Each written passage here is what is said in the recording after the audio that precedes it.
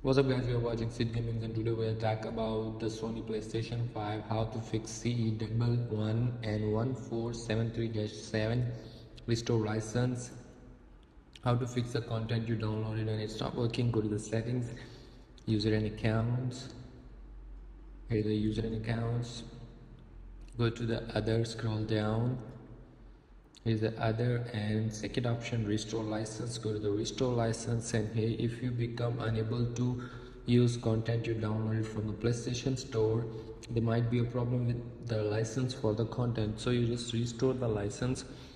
Maybe it takes some seconds or a minute, and after restoring license you just get back to your application which one you downloaded from the Play Store and you want to try to play it or something, so it will be fixed. That's how by doing this restoring the license you just fix this error on your PlayStation 5.